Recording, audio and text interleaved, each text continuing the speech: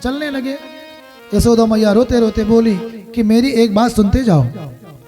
मथुरा पूरी सुंदर शहर है, बड़े बड़े लोग रहते हैं, वहां जा करके ये मत कहना कि माता यशोदा मुझे बासी माखन खिलाती थी, और ये भी मत कहना कि मुझे उखल में बांध दिया था। भगवान ने कहा मैया मैं कहीं भी जाऊंगा, जितना स्वाद तुम्हारे बासी माखन रोटी में रहता था वो स्वाद मैं पूरे संसार में कहीं नहीं पाऊंगा, तो इसको मैं कैसे भूल सकता हूं। तुमने बांधने की बात की मैया, संसार में कौन है जो मुझे बांध सकता है। तुम्हारा ही एक प्रेम ऐसा था जिस प्रेम में हम बंधे, तो इस बंधन को हम कैसे भूल सकते हैं। माता तुम्हारे प्रेम को, तुम्हारे बंधन को, तुम्हारे इस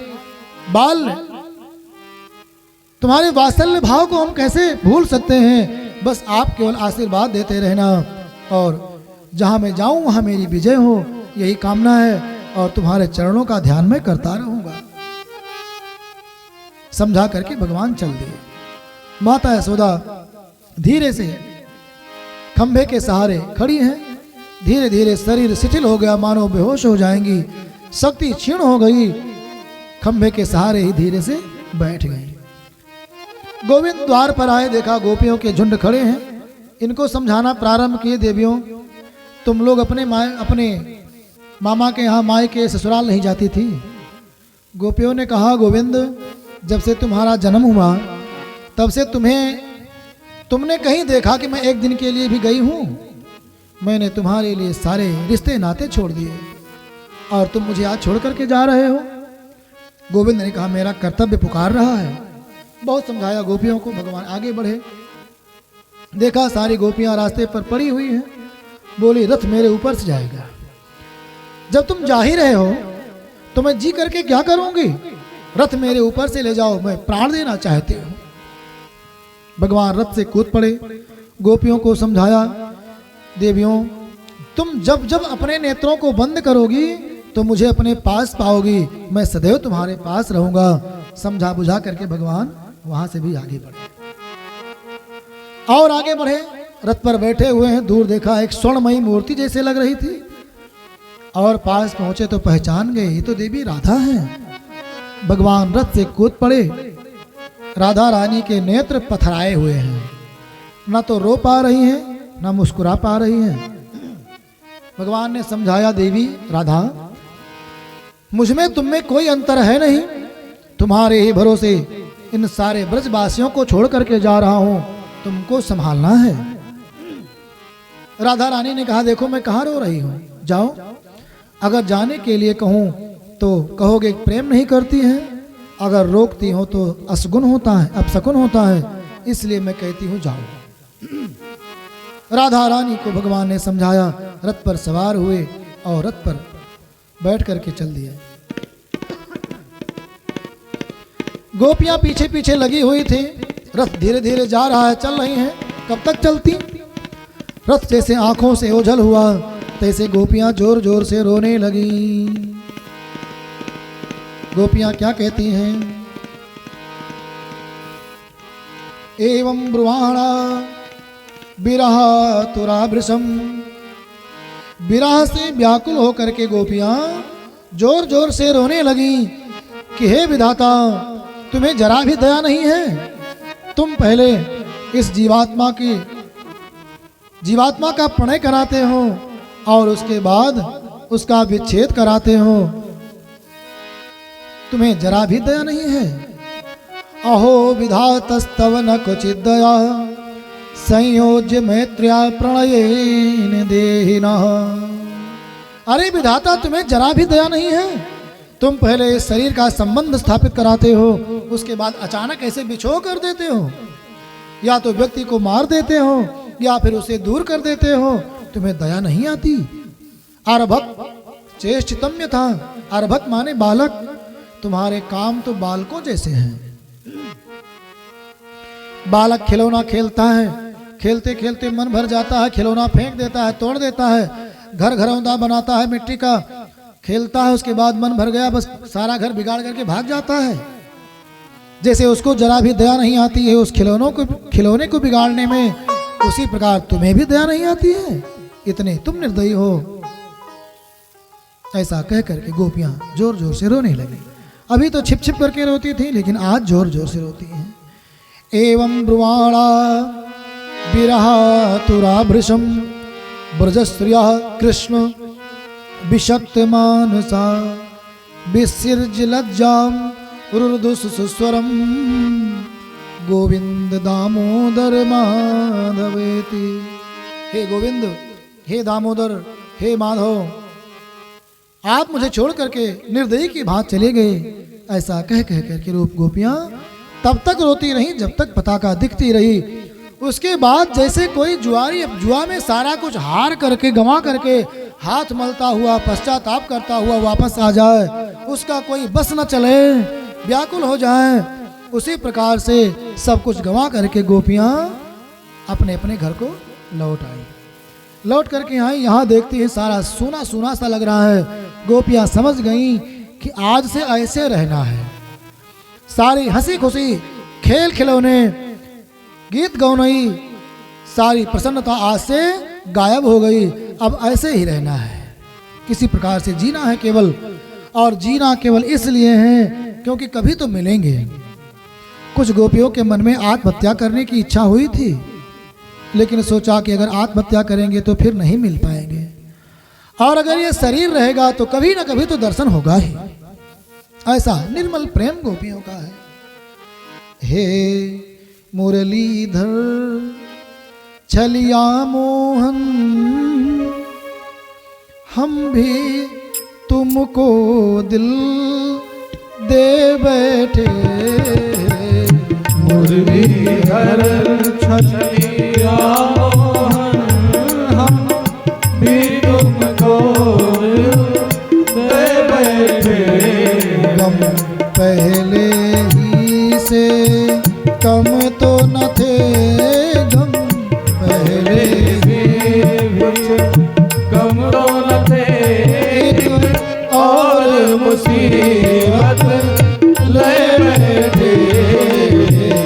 मुरलीधर छलिया मोहन, हम भी तुमको दिल दे बैठे। मुरलीधर छलिया मोहन, हम भी तुमको दे बैठे।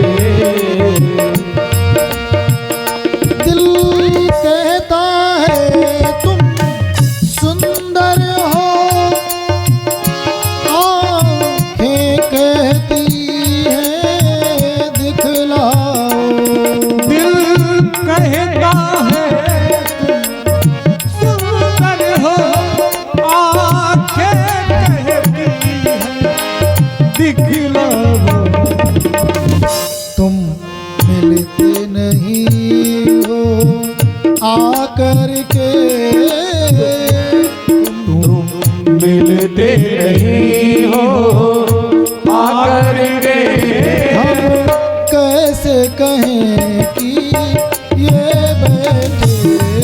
तुम मिलते नहीं हो आकर के, हम कैसे कहें तुम ये बैठे। मुरलीधर छलिया मोहन, हम भी तुमको दिल दे बैठे। मुरलीधर छलिया मोहन, हम भी तुमको दिल दे बैठे। मन तो गोविंद के पास है, विरह में जीने का अपना अलग ही आनंद है। उस विरह में गोपियां जीना प्रारंभ करती हैं। श्री भगवान आगे बढ़े, जमुना जी का तट आया। श्री अक्रूर जी यमुना जी में स्नान करने लगे। जल में भी गोविंद को देखा, बाहर भी देखा, मन की शंका समाप्त हो गई। समझ गए ये भगवान है, कंस का वध करेंगे। रथ चलते चलते यमुना जी को पार किया और आगे चल करके जब मथुरापुरी पहुंचा, अक्रूर जी ने कहा मेरे घर चलिए। श्री भगवान ने कहा पहले कंस मामा से मिल करके तब चलते हैं, आएंगे। भगवान आगे बढ़े तब तक गोप ग्वाल नंद बाबा सब आ गए थे। तो नंद बाबा तो अपने जो आवास था वहाँ सब लोग रुक गए। लेकिन गोप ग्वाल और भगवान ने कहा अभी दिन बाकी है तो क्यों ना मथुरापुरी का दर्शन कर लिया जाए। सारे गोप ग्वाल मथुरापुरी का दर्शन करते करते बाजार में शहर में टहल रहे हैं, घूम रहे हैं। जो भी भगवान को देखता है पुष्पों की वर्षा करता है, अपने नेत्रों को सुफल करता है। सारी जो मथुरा की स्त्रियां हैं, युवतियां हैं, उन सब ने सुन रखा था बड़े सुंदर हैं दोनों बालक। गोपियां उनके लिए अपने प्राण तक न्यौछावर करती हैं, इसलिए सब दर्शन करने के लिए व्याकुल थीं और अपने झरोखे से, दरवाजे से, अट्टालिकाओं से भगवान का दर्शन करती हैं, पुष्पों की वर्षा करती हैं। गोप ग्वालों ने कहा इतना सेवा हो, इतना स्वागत हम जानते तो अच्छे कपड़े पहन लेते, वही गाय चराने वाला पहन लिए हैं। यहाँ तो राजा महाराजाओं का ठाट बाट दिखता है, पूरा दुल्हन की तरह नगरी सजी हुई है। भगवान ने कहा चिंता ना करो, सब यहाँ रिश्तेदार हैं, अपने मामा के यहाँ है। तो पूरा गांव मामा, पूरा गांव तो मामा हुआ था मामा का। तो तब तक देखा धोबी मामा, पूरा धोबियों की बाजार, रंगरेजों की, रंगकारम गदाग्रजा रंगरेज। अब सैकड़ों वस्त्र रंगे, हजारों रंगे हुए, सैकड़ों दुकान पर लगे हुए थे। कुछ प्रेस थे, कुछ बिना प्रेस थे। भगवान ने सोचा बढ़िया जुगाड़ लग गया, चलो यही मांगते हैं, खरीदने का तो पैसा लाए नहीं है, मांग करके काम चलाते हैं। मंगन को का खंगन, जब मंगनी काम चला होते थे मेयर बदल जाए, कोई दिक्कत नहीं, चाहे गाड़ी बदले चाहे कपड़ा। तो लेकिन देने वाला चाहिए। भगवान ने कहा मामा, जैसे मामा कहा उस जो रंगरेजों का सरदार था, बड़ा वाला रंगरेज, रजक, रजक माने रंगने वाला, रजक माने धोबी भी होता है जो कपड़ा धुले रंगे। लेकिन उसका स्वभाव बड़ा दुष्ट था। इतनी सुंदरता को देख देख करके मन मोहित होता था सबका, लेकिन सुंदरता को देख करके भी इसका मन मोहित नहीं हुआ। उल्टे बोला कि तुम मेरे कैसे भांजे, हम तुम्हारे कैसे मामा, तुम्हारे मामा तो कंस हैं, जाओ तुम्हारी प्रतीक्षा कर रहे हैं, तुम एक दिन के मेहमान हो, क्या करोगे वस्त्र। भगवान ने कहा मेरे छोटे छोटे ग्वाल बाल हैं, पहन लेंगे। उस रंगरेज ने कहा कि गाय चराने वाले राजसी वस्त्र पहनेंगे, जाओ गाय चराओ। जैसे उसने अपशब्द कहे, ग्वाल बाल देखने लगे भगवान का मुंह, अभी तो सेवा हो रही थी, ऐसे भी लोग रहते हैं, इतना अपमान। भगवान को संकेत किया, दिखाओ पूतना वाला हाथ। भगवान ने लगाया एक थप्पड़ और उस रजक का सिर धड़ से अलग हो गया। बोलो श्री बांके बिहारी लाल की जय हो। सारे गोप ग्वाल उल्टा सीधा छोटा बड़ा कपड़ा पहन करके पूरी सड़क पर लथेरते हुए कपड़ा पहने हुए चल रहे हैं। अब तो धोबी को मार दिया था तो पूरा हड़क गया था बाजार, पूरी बाजार आ गए भैया पूतना को मारने वाले। अब सबके सब डरे हुए हैं। दर्जी का बाजार आया, सैकड़ों दर्जी की दुकान है एक तरफ से, शहरों में ऐसे होते ही है। अब जो दर्जियों का हेड था, चीफ था, उसने कहा ये बच्चे बड़े सुंदर सुंदर हैं, जल्दी से सब लोग मिल करके अपने सब कामों को बंद करो, इनके कपड़े ठीक करो। अब सब ने मिल करके सब ग्वाल बालों के कपड़े को ठीक किया, सुंदर पहना करके भेज दिया। भगवान ने कहा आशीर्वाद दिया, जाओ तुम्हारा कारोबार सुंदर फलेगा फूलेगा। अब भले आज ऐसे लोगों को कारोबार फल फूल रहा है जो गोविंद को नहीं मानते हैं, ऐसे दर्जी हो गए हैं। क्योंकि जो हिंदू में सबके रोजगार मिले थे, हिंदू में जाति होती नहीं, रोजगार तो होता है। तो जिनको जो रोजगार मिला था तो अपना वो रोजगार करना ही नहीं चाहते हैं, तो कोई तो करेगा ही। तो दर्जियों का रोजगार फल फूल रहा है, भगवान ने आशीर्वाद दिया है। बालकों ने कहा कि चलो अब तो ठीक हो गया, चंदन नहीं लगा है और माला नहीं है। भगवान चलते चलते एक सुदामा नाम के माली के घर पहुंच गए। तथा सुदामनो भवनम माला कार्य से जगमतु, भगवान स्वयं वो बहुत सा माला उसने बनाया था ना, धनुष जग कल है तो सैकड़ों माला बनाया था उसने, वही देना था। लेकिन जैसे देखा भगवान आए हैं, सबको खूब माला पहना करके तैयार कर दिया। अब बालकों ने कहा कि चंदन नहीं है, भगवान ने कहा वो भी व्यवस्था होगी, घबराओ ना। तब तक चौराहे पर पहुंचे तो उस चौराहे से एक कुबड़ धारण किए हुए, पीठ पर कुबड़ था, लाठी लिए हुए टेकते टेकते झुके झुके हुए एक कोई कुरूपा सी स्त्री आ रही थी। लेकिन उधर से ही बड़ी सुंदर सुगंध आ रही थी। लपक करके भगवान सबके साथ पहुंचे, बड़े प्यार से बोले, सुंदरी। जैसे सुंदरी शब्द कान में पड़ा, वो चौंक गए कि आज तक मुझसे ऐसा इतना सुंदर शब्द किसी ने बोला नहीं। ये कौन है जो ऐसा बोलते हैं? थोड़ा सा घूंघट उठाया तो देखा बड़े सुंदर हैं। तो जब इतने सुंदर हैं तो सुंदर शब्द भी बोलेंगे। भगवान ने कहा, देवी तुम कौन हो? तो उसने कहा, दास्यास्म्यहम सुंदर कंस सम्मता त्रिभक्त्र नामा हेनुलेप कर्मणि। मैं कंस की दासी हूं, मुझे लोग त्रिवक्रा कहते हैं। कुबड़ पीठ पर है इसलिए कुब्जा भी कहते हैं। हेनुलेप कर्मणि, मेरे द्वारा बनाया हुआ चंदन कंस को बहुत प्रिय है, इसलिए मुझे लोग शैरंध्री भी कहते हैं।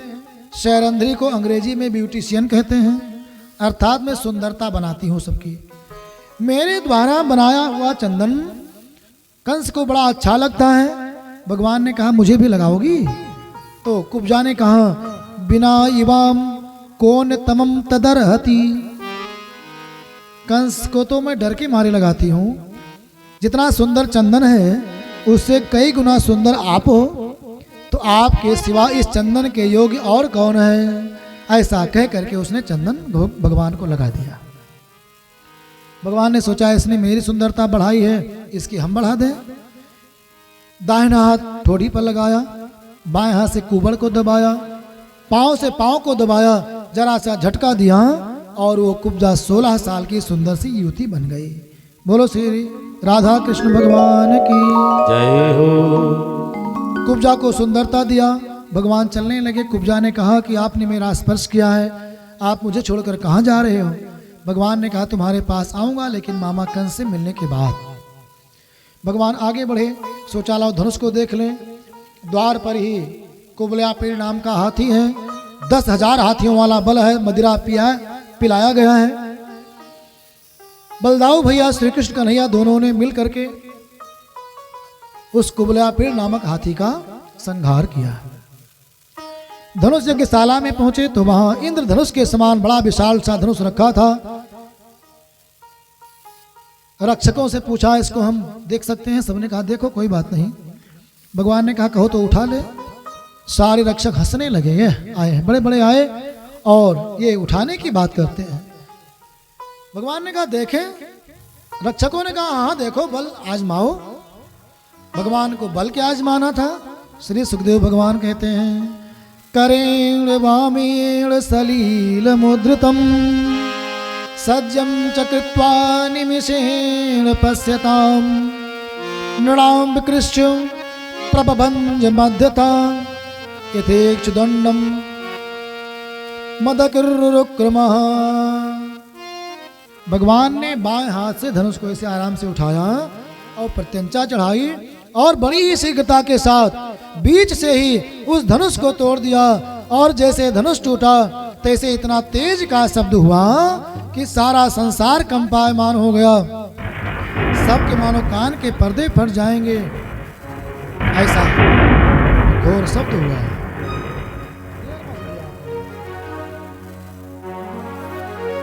कंस भी जान गया धनुष टूट गया, अब हम नहीं बचेंगे। सबको ललकारा गया, सारे सैनिक आए। एक टुकड़ा लिया भगवान ने, एक टुकड़ा लिया बलराम जी ने। उसी से सबको तहस नहस करते हुए आगे बढ़े। तब तक शाम हो गई।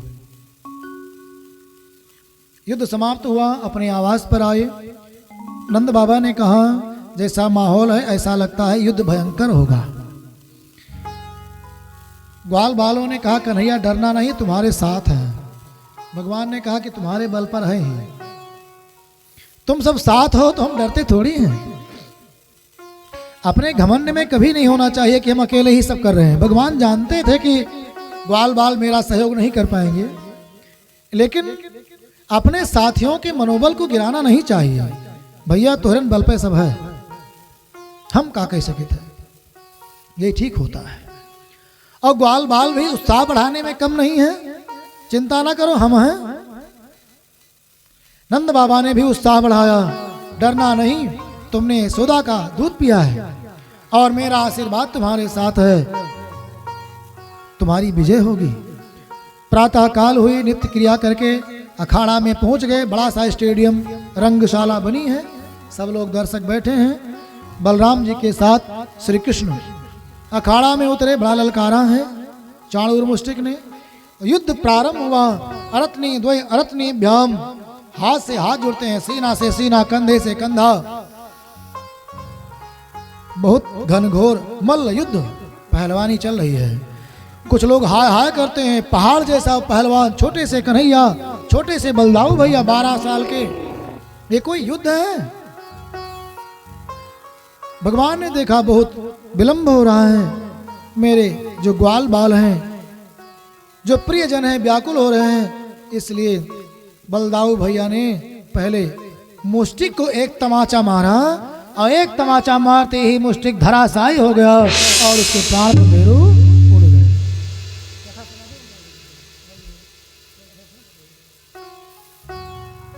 बोलो श्री लक्ष्मी नारायण भगवान की जय हो। और इधर भगवान श्री कृष्ण ने भी चाणूर का काम तमाम किया। जब दोनों पहलवान मर गए तो बड़े बड़े पहलवान जब खत्म तो छोटके पहलवान क्या करेंगे? सब भाग गए। अब बचा कौन? बचे मामा कंस। लपक करके भगवान मचान पर पहुंच गए। इधर कंस बड़बड़ा रहा है, नंद के 2 टुकड़े कर दिए जाएं, देवकी वसुदेव को मार दिया जाए, सारे ग्वाल बाल को मार करके धरती को ग्वाल बालों से, इन ग्वालों से शून्य कर दिया जाए, बड़बड़ा रहा है। और तब तक कन्हैया कूद करके पहुंच गए उसके मचान पर। मुकुट को उतार करके नीचे रखा। ये उग्रसेन का मुकुट है, पुण्य आत्मा का, तुम पापी इसको कैसे पहन सकते हो? कस करके बाल पकड़ा। कंस को थोड़ा पीड़ा हुई। कंस ने कहा बहुत पीड़ा होती है। भगवान ने कहा तुमको भला पता तो चला कि बाल पकड़ने से पीड़ा होती है। जब मेरी माता देवकी का तुमने बाल पकड़ा था तब तुम्हें शायद ये नहीं पता था कि बाल में पीड़ा भी होती है। इसलिए उसका बदला लेने के लिए आज उस देवकी का बाल ही तुम्हारे बाल को पकड़ रहा है। ऐसा कह करके भगवान ने कंस को उठाया और उठा करके वही मचान से धरती पर दे मारा।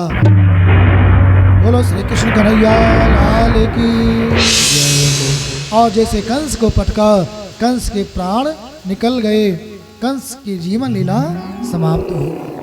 देवता लोग पुष्पों की वर्षा करने लगे और दुंदुभियां बज गईं। सारा संसार सुखी हो गया, क्योंकि ऐसे दुष्ट आत्ताई पापी का अंत हुआ था, तो आज सारा संसार प्रसन्न हो गया। कंस की मृत्यु के बाद सारे ऋषि मुनि महात्मा सब के सब प्रसन्न हो गए। बोलो श्री कृष्ण कन्हैया लाल की जय हो। भगवान ने अपने माता पिता से भेंट किया, श्री देवकी मैया और वसुदेव जी से। उग्रसेन को कारागार से मुक्त करके सिंहासन पर बैठाया गया है। नंद बाबा ग्वाल बालों के साथ वापस चलने लगे। भगवान ने विदा किया। सारे ग्वाल बाल रोते हुए गए। जानते थे गोविंद वापस साथ में आएंगे, लेकिन भगवान यहीं रुक गए। सारे ग्वाल बाल रोते हुए गोकुल पहुंचे। इधर भगवान का यज्ञोपवीत संस्कार हुआ और गुरुकुल में प्रवेश किया। गुरु सांदीपन के यहाँ गए। 64 दिन में सारी विद्याएं भगवान ने सीख लिया और 64 दिन में 64 प्रकार की विद्याएं, नाच गाना, कला, चित्रकारी करना, छल कपट करना, हंसी खेल करना, सब प्रकार के जितनी विद्याएं सब भगवान ने सीख लिया।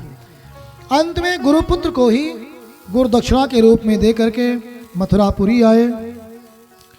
मथुरापुरी जब पहुंचे तो तब तक जो कंस की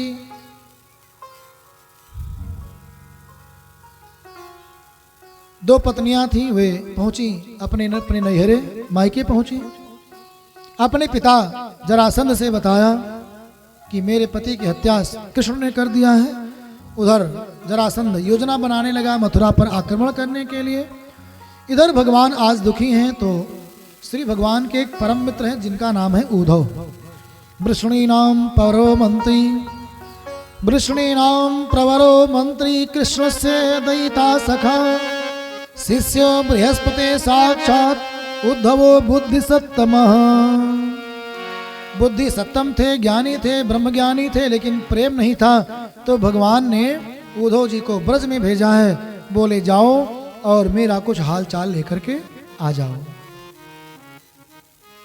श्री उद्धव जी महाराज ब्रज को गए हैं, गोपियों से मिले और गोपियों का प्रेम देख करके ज्ञान के साथ साथ श्री उद्धव जी महाराज में प्रेम भी जब आ गया तब वहां से वापस हुए।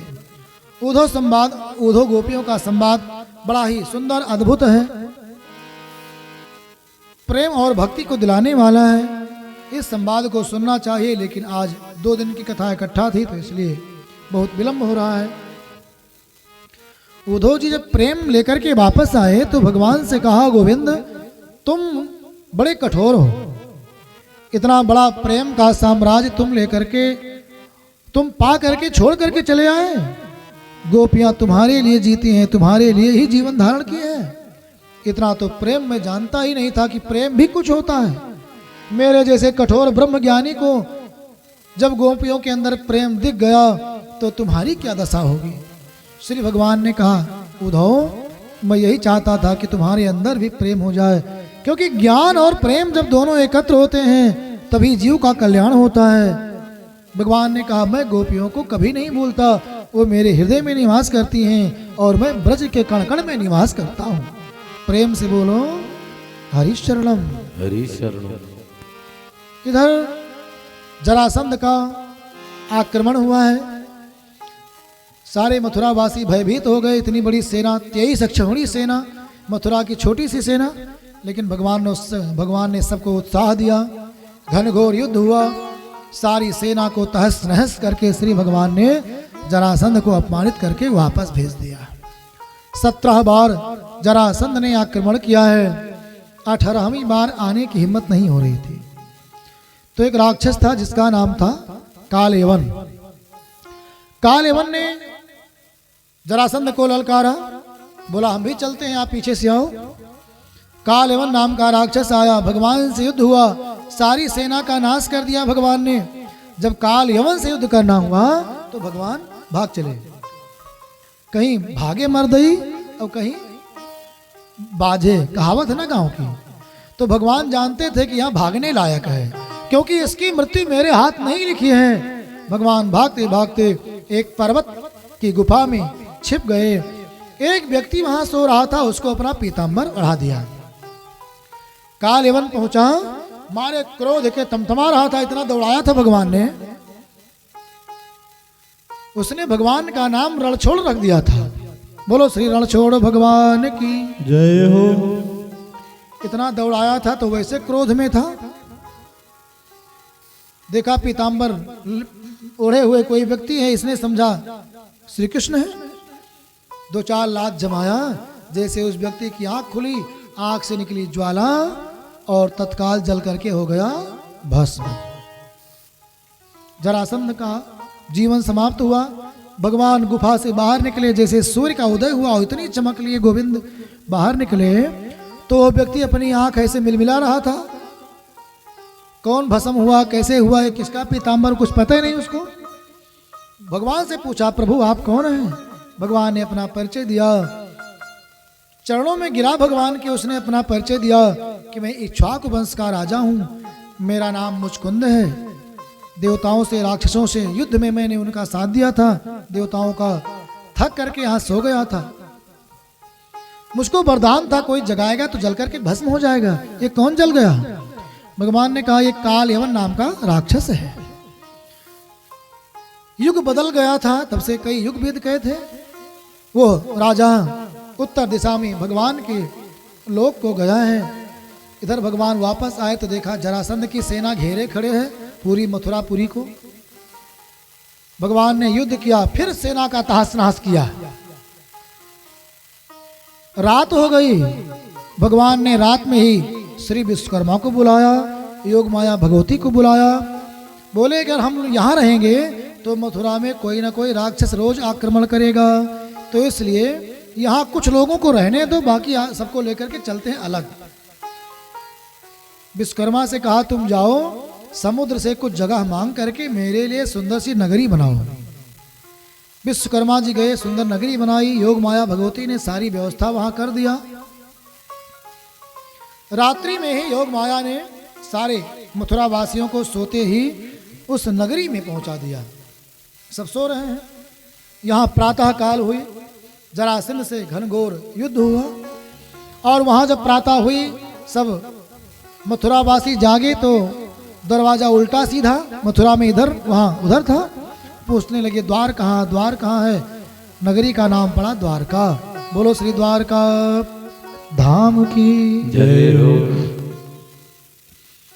भगवान ने जरासंध के सैनिकों का वध किया, फिर भागे। भागते भागते प्रवर्षण नामक पर्वत पर चढ़ करके छिप गए। जरासंध ने बहुत खोजा लेकिन कुछ भी अता पता नहीं। भगवान वहीं से छलांग लगाकर सीधे द्वारकापुरी पहुंच गए। बोलो श्री द्वारकाधीश भगवान की जय हो। द्वारका पहुंच गए। जरासंध ने पूरे पर्वत पर आग लगवा दिया कि इसी में जलकर भस्म हो गए। उसको लगा कि खत्म, लेकिन गोविंद पहुंच गए थे द्वारकापुरी। द्वारकापुरी में सब नगरवासियों ने भगवान को देखा तो उनको लगा चलो जीव में जीव आया, उनके सनाथ हो गए। अब द्वारकापुरी में समस्त प्रकार के सुखों को भोगते हुए भगवान निवास करते हैं। देखो, जब अपना काम होता है, कर्तव्य होता है, तो कर्तव्य के लिए स्थान को छोड़ने में संकोच नहीं करना चाहिए। और स्थान को छोड़ने के बाद व्यक्ति का विकास होता है। स्थान को छोड़ने के बाद व्यक्ति का ब्याहे में धान का लावा पर छा जाता है, और भी लाई वाई और मकई का लावा, अन्य लावा भी होता है, लाडरा का लावा। धान का लावा के ऊपर छा जाता है, क्योंकि धान भी बोया अलग जाता, उगता अलग है, लेकिन विकास अलग करता है। बेरन को निकाल करके उसके पौधे को अलग बैठाया जाता है, तब मोटा मोटा पूंजा उसका बनता है।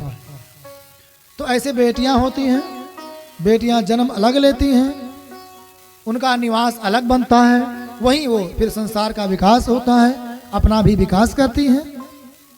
संसार का यही नियम है, जो घर छोड़ता है उसका विकास शीघ्र होता है। गांव छोड़कर जाने पर विद्या की भी कद्र होती है, गुण की भी गुण का भी महत्व बढ़ता है। जिसने जिसने घर छोड़ा ज्यादा सफल वही हुआ है। तो भगवान भी घर छोड़ने में देर नहीं करते थे, भाग करके द्वारका में रहे। यहाँ आगे चल करके श्री रेवत महाराज की पुत्री रेवती के साथ बलराम का विवाह हुआ। जो रेवत महाराज की पुत्री हैं वो बहुत लंबी है। बहुत विवाह खोजा, कोई मिल नहीं रहा था। ब्रह्मा जी के पास गए, कोई वर खोज दो। ब्रह्मा जी ने कहा जब तक तुम यहाँ आए हो तब तक युग बीत गया, द्वापर चल रहा, जाओ वहाँ द्वारका में बलराम है, उनके साथ विवाह कर दो। आए ब्रह्मा के आदेश से। बलराम जी ने देखा दुल्हन तो बड़ी लंबी है। कन्हैया कभी कभी हंसी उड़ाते थे। बलराम जी ने कहा कब तक हंसी उड़ाओगे? अपना हल ऐसे उठाया और फंसाया सिर में और खींच करके दबा दिया, अपने ला करके कान के बराबर कर दिया। क्योंकि दुल्हन का जो औसत कद है वो वर के कान के बराबर होना चाहिए। यहाँ तक हो जाए तो ज्यादा छोटी, ऊपर हो जाए तो बड़ी। कान के बराबर कर करके छोड़ दिया। तो बलराम भैया का विवाह हुआ और श्री कृष्ण भगवान का विवाह होना है। जल्दी से विवाह करके और दुल्हन दूल्हा की आरती करते हैं। श्री सुखदेव जी महाराज कहते हैं कि राजा सीत भीष्म को नामो विदर्भाधिपतिर्महान तस्य पंचा भवन पुत्रा कन्यका च वरानना। महाराज भीष्मक हैं, उनके 5 पुत्र हैं, रुक्मी, रुक्मकेश, रुक्मवान, रुक्माली। एक पुत्री है, नाम है रुक्मणी, विवाह करने योग्य हो गई है।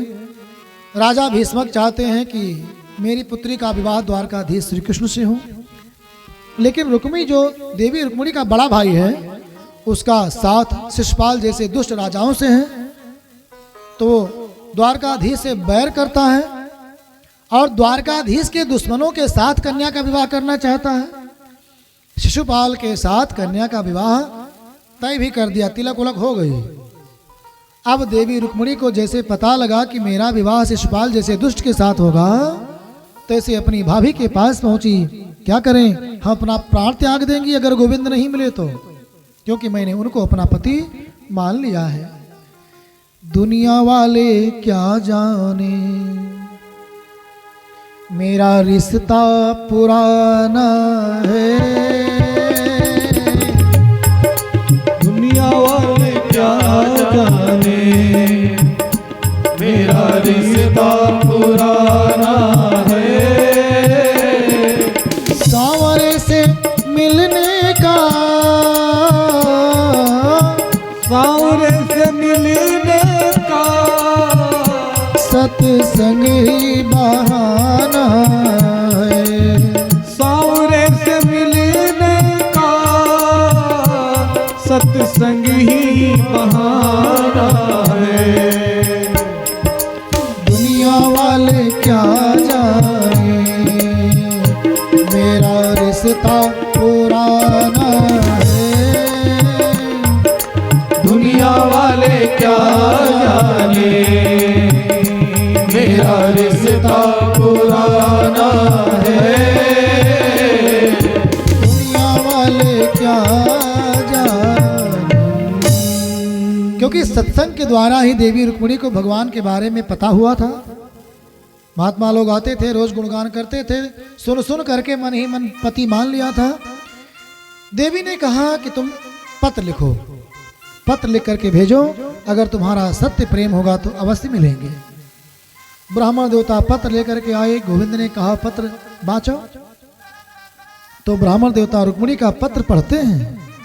श्रुत्वा गुणान भुवन सुंदर श्रोणतांते निर्विश्य कर्ण विवरेर हरतोंगतापम रूपम दृशाम दृशिमताम अखिलार्थ लाभम त्वयच्युता विशति चित्रमपत्रपम में।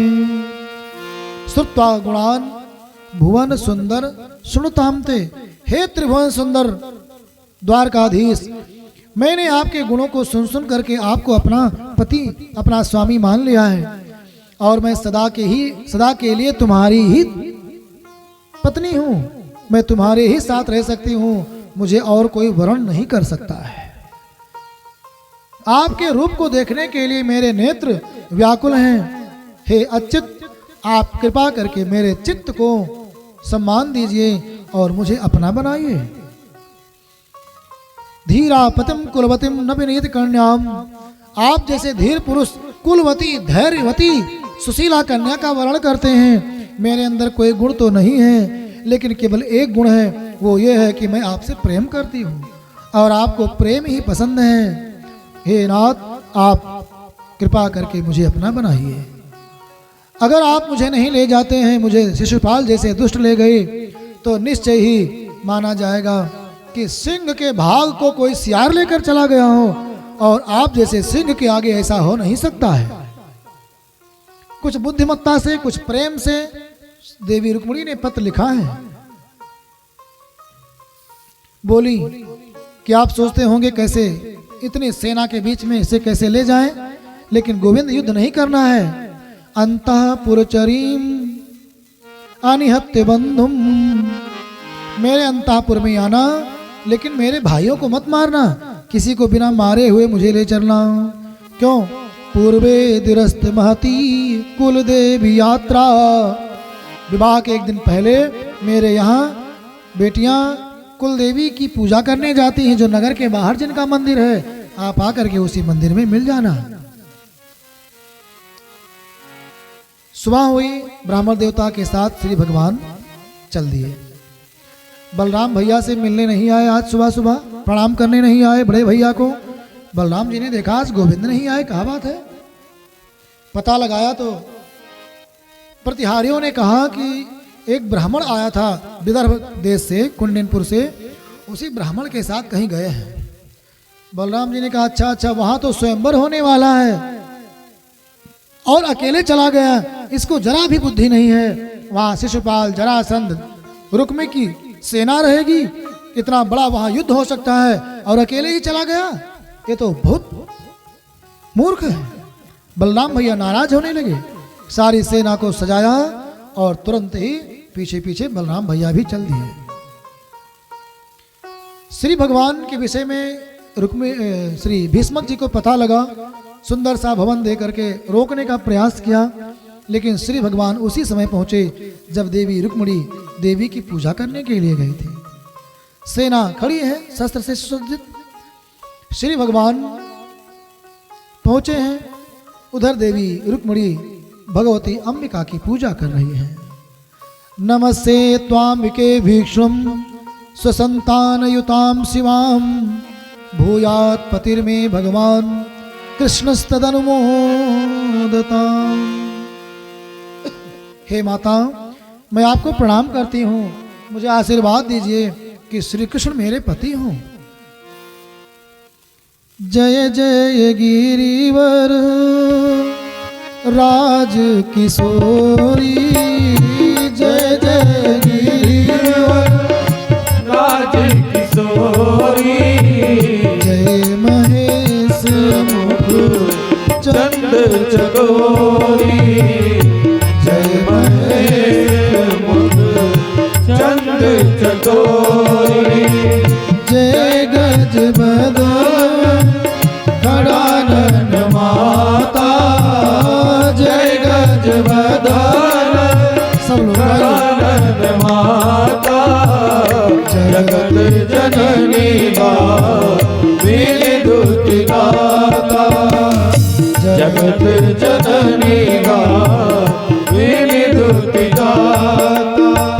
नहीं तब आदि मध्य अवसान, नहीं तब आदि मध्य अवसान, अमित प्रभाव वेद नहीं जाना, भव भव विभव पराभव कारिण, विश्व विमोहन स्वबस विहारिण, विश्व विमोहन स्वबस विहारिण।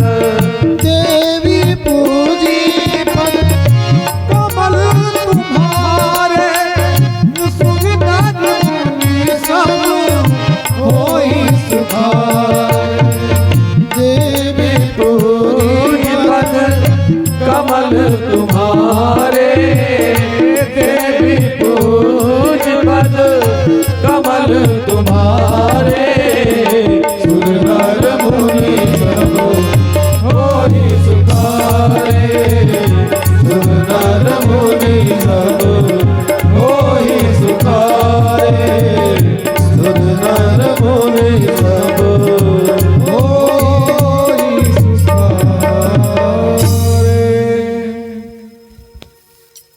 देवी रुक्मिणी का बामंग फड़कने लगा, शुभ संकेत प्राप्त हुआ। तब तक श्री भगवान सबको मोहित करते हुए मंदिर में पहुंच गए। बोलो श्री द्वारकाधीश भगवान की जय हो। देख करके सुंदर सी सूरत माता रुक्मिणी पहले तो जी भर के निहारती हैं, उसके बाद अपने नेत्रों को बंद कर लिया। पहली बात तो लज्जावश बंद किया, दूसरी बात उनको लगने लगा कि अगर नेत्र को खुला रखेंगे तो कहीं ऐसा ना हो ये सुंदर सा स्वरूप निकल करके बाहर चला जाए, इसलिए नेत्रों को बंद करके उसी में बंद कर लेना चाहती हैं। बहुत देर तक रूप को निहारा, सखियों ने संकेत किया, बहन देर करने के योग्य नहीं है समय, सेनाएं खड़ी हैं, तुम्हारे भैया को पता चल जाएगा, शीघ्र ही माला पहना दो। जो भगवती अंबिका से माला प्राप्त हुई थी वही माला श्री भगवान को माता रुक्मिणी ने पहना दिया।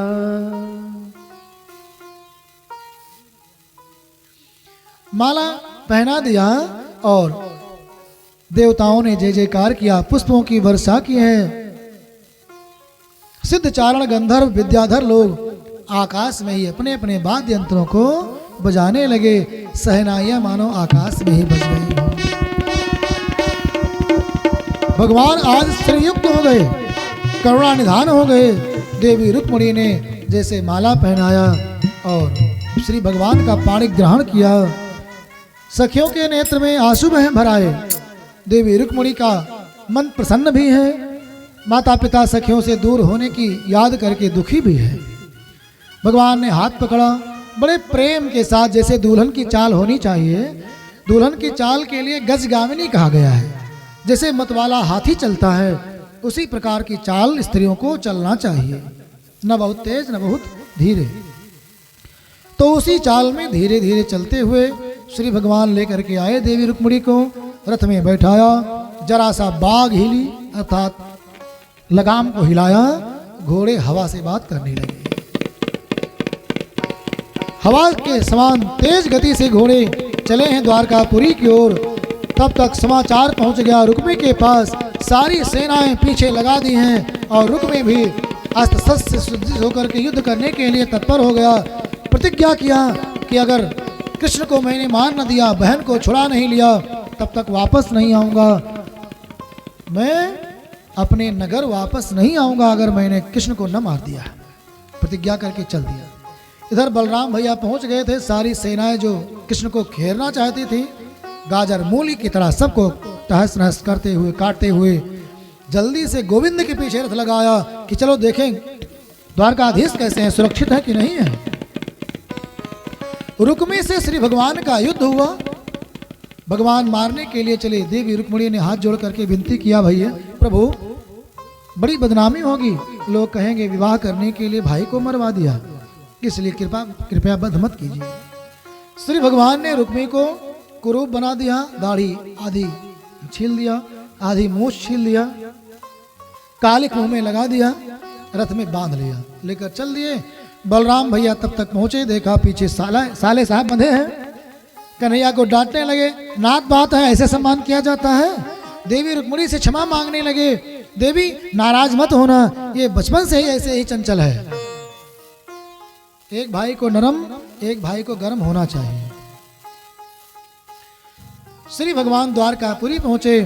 यहाँ जैसे पता लगा दुल्हन आ रही है, सारी नगरी को दुल्हन के समान सजाया गया है और देवी रुक्मिणी को भी सजाया गया है। आओ मेरी सखियां, कहते हैं कि भीष्मक महाराज को पता लगा कि मैं ठीक से विवाह भी नहीं कर सका मेरे पुत्र के हठधर्मिता के कारण, तो बुला करके दोबारा यहाँ पर सारी व्यवस्था कराई और ठीक ठाक से विवाह हुआ। आओ मेरी सखियां मुझे मेहंदी लगा दो,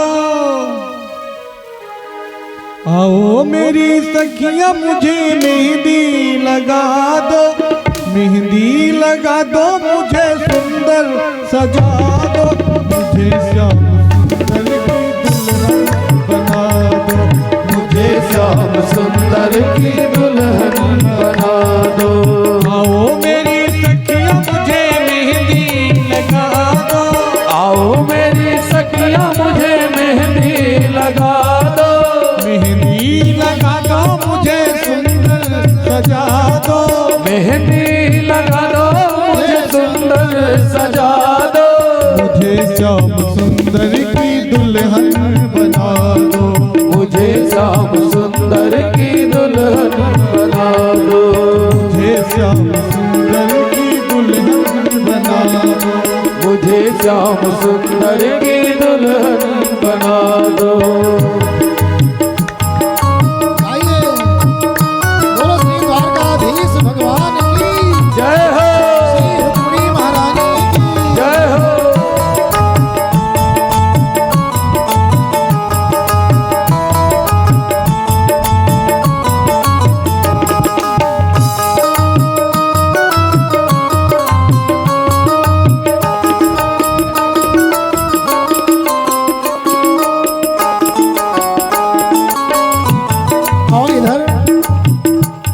बड़ी ब्यूटीशियन लगी है देवी रुक्मिणी को सजाने के लिए। पूरा ब्यूटी पार्लर लगा हुआ है। प्राकृतिक श्रृंगार देवी रुक्मिणी का हो रहा है और भगवान भी कम थोड़े ही हैं। सारे द्वारकावासी भगवान को सजाने में लग गए। भगवान को ऐसा सजाया है, सुंदर सा सोने के तपाए हुए सोने के समान पीतांबर है, सुंदर सोने का मुकुट है और सुंदर जो है मुकुट है, पीतांबर है। जो मोर आज भगवान ने पहना है, मोर को मुकुट कहते हैं ना।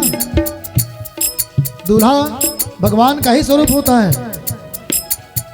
विष्णु रूपाय वराय, वर को जब दूल्हा को विष्णु ही कहा जाता है, तो भगवान का जो मुकुट है वो सोने का मुकुट सुंदर सा है, लेकिन मयूर पिछ लगे हुए हैं। भगवान के मस्तक पर सुंदर कस्तूरी तिलक लगाया गया है, अंग राग पूरे शरीर में लेपित किए गए हैं, सुंदर वस्त्र आभूषण से सुसज्जित किए गए हैं। जोड़ी बड़ी सुंदर लग रही है। तेरा किसने किया श्रृंगार सांवरे, तेरा किसने किया श्रृंगार सांवरे, तेरा किसने किया श्रृंगार सांवरे, तेरा किसने किया श्रृंगार सांवरे। दूल्हा के दूल्हा सा दिलदार सांवरे, दूल्हा के दूल्हा सा दिलदार सांवरे, तेरा किसने किया श्रृंगार सांवरे, तेरा किसने किया श्रृंगार सांवरे।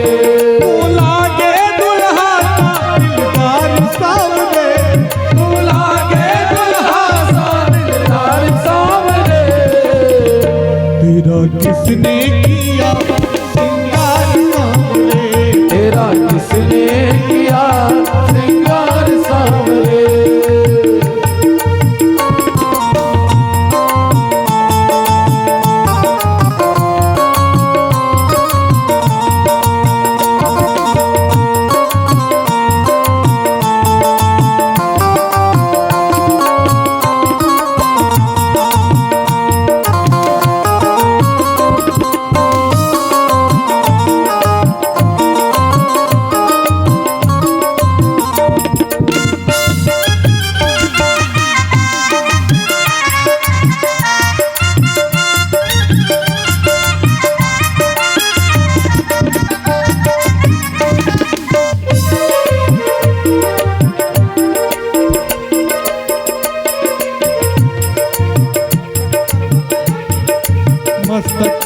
मस्तक पर मलया गिर चंदन केसर तिलक लगाया, मस्तक पर मलिया गिर चंदन केसर तिलक लगाया, मस्तक पर मलया गिर चंदन केसर तिलक लगाया, मस्तक पर मलिया गिर चंदन केसर तिलक लगाया। मोर मुकुट कानों में कुंडल इत्र खूब बरसाया, मोर मुकुट कानों में कुंडल इत्र खूब बरसाया। महकता रहे ये दरबार सांवरे, महकता रहे ये दरबार सांवरे, महकता रहे ये दरबार सांवरे, महकता रहे ये दरबार सांवरे।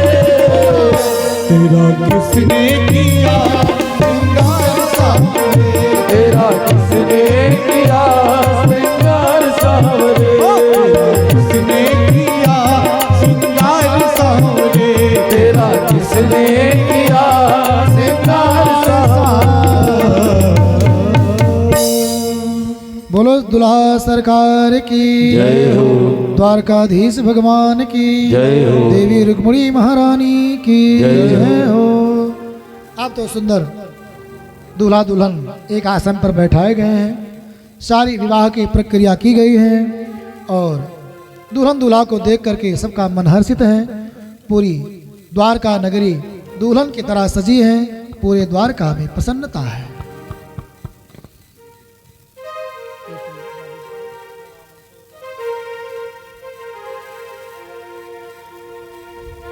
हो आज दूल्हा बने हैं नंदला, जय हो जय हो जय हो जय हो।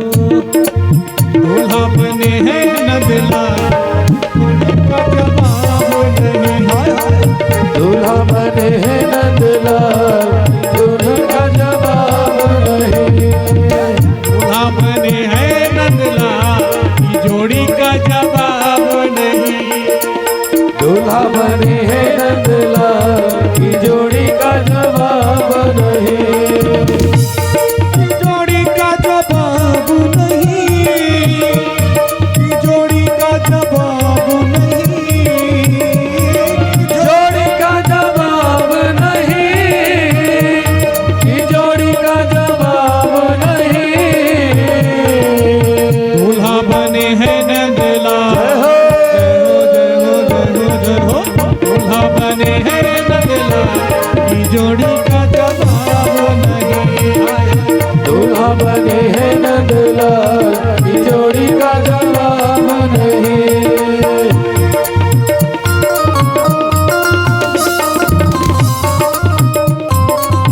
और सभी भक्त अपने स्थान पर खड़े हो जाए, भगवान की मंगल में आरती।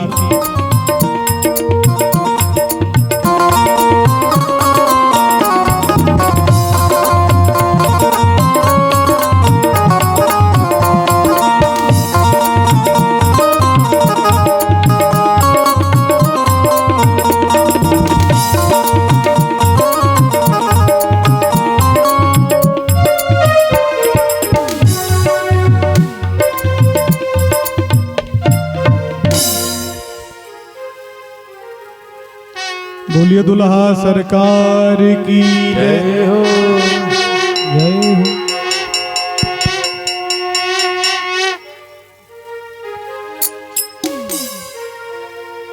हो सखी है आरती उतारो यदुनंदन दुल्हा के। सखी है आरती उतारो यदुनंदन दुल्हा के।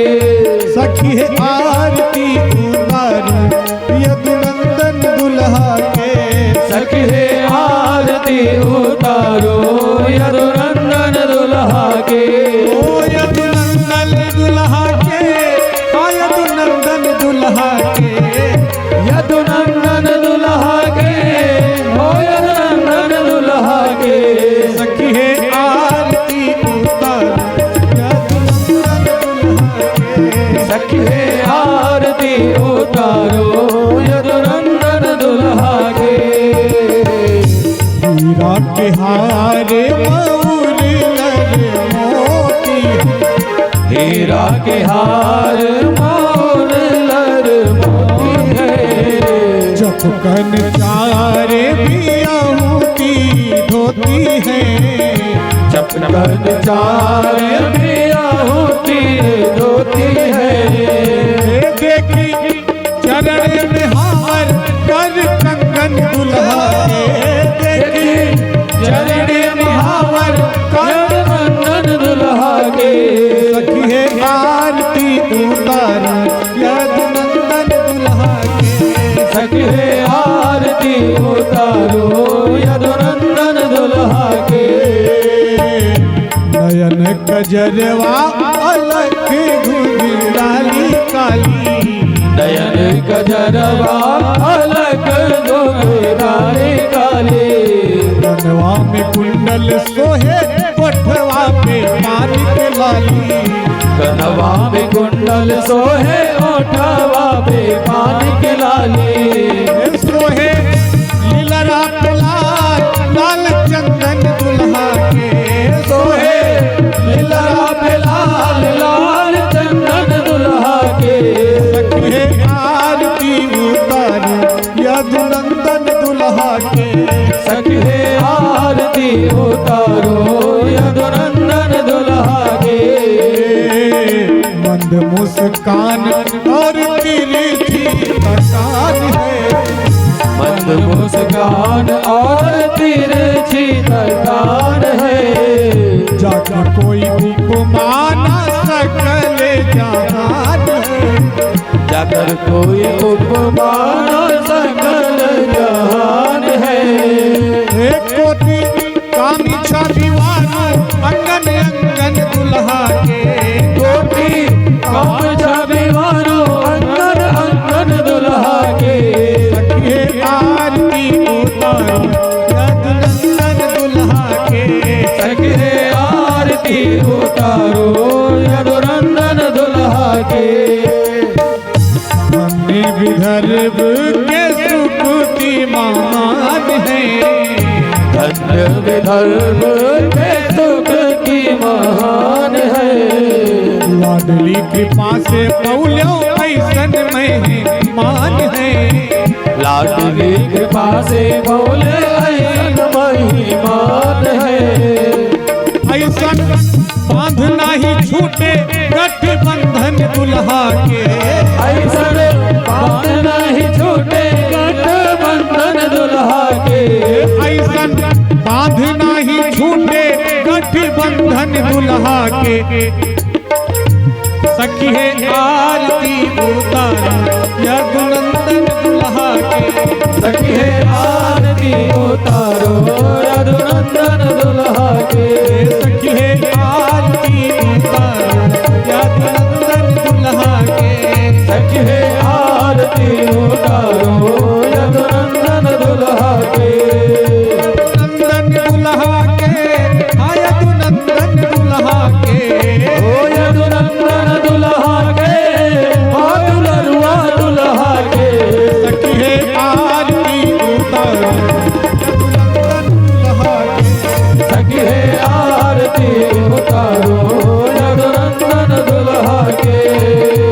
कर्पूर गौरम करुणावतारम संसार सारम भुजगेन्द्रहारम सदा वसंतं हृदयारविंदे। भवं भवानी सहितं नमामि। त्वमेव माता च पिता त्वमेव। त्वमेव बन्धु च सखा त्वमेव। त्वमेव विद्या द्रविणं त्वमेव। त्वमेव सर्वं मम देव देव। हरे राम राम राम हरे हरे। हरे कृष्णा कृष्ण कृष्ण हरे हरे। हरे राम राम राम हरे हरे। हरे कृष्णा कृष्ण कृष्ण हरे हरे। बोले दुल्हा सरकार की जय हो। बोले भागवत महापुराण की जय हो। बोले हनुमान जी महाराज की जय हो। बोले सर्वदेवी देवताओं की। बोले परम पूज्य गुरुदेव महाराज की जय हो। श्री राधे श्याम पार्वती पते नमः। हर हर हर महादेव। सर्वे भवन्तु सुखिनः सर्वे सन्तु निरामया सर्वे भद्राणि पश्यन्तु मा कश्चित् दुःखभाग् भवेत्। शान्तिः शान्तिः शान्तिः सर्वारिष्ट सुशान्तिर्भवतु। शीतले त्वं जगन्माता शीतले त्वं जगत्पिता शीतले त्वं जगद्धात्री शीतलाय नमो नमः। आरतिग्रहणं पुष्पै देवाभिवन्दनम्। सभी लोग आरती को प्रणाम करेंगे और हाथ जोड़कर पुष्पांजलि प्रार्थना करेंगे। प्रसाद लेकर ही सभी लोग जाएंगे। ओम जगेन जगमय जंत देवास्तान धर्माणि प्रथमान्यासन्नाते अनागम महिमानः सचन्तयतोर्वेसाद्या सन्ति देवाः। हरि ओम एकदन्ताय विद्महे वक्रतुण्डाय धीमहि तन्नो दन्ते प्रचोदयात्। शुभगाय च विद्महे काममालिन्ये च धीमहि तन्नो गौरी प्रचोदयात्। श्रीवन्तिकाप्यकुलचम्पकपाटलाब्धैर् पूर्णागजाधिकरवीररसालपुष्पै बिल्वप्रवालतुलसीदलमञ्जरे त्वां पूजयामि जगदीश्वर मे प्रसीद। नानासुगन्धिपुष्पाणि यथा कालोद्भवानि च पुष्पाञ्जलिर्मया दत्तो गृहाण परमेश्वर। मंत्र पुष्पांजलिं समर्पयामि। नमः सर्वहितार्थाय जगदाधार हेतवे साष्टांगो हि प्रणामो हि प्रयत्नेन मया कृतः।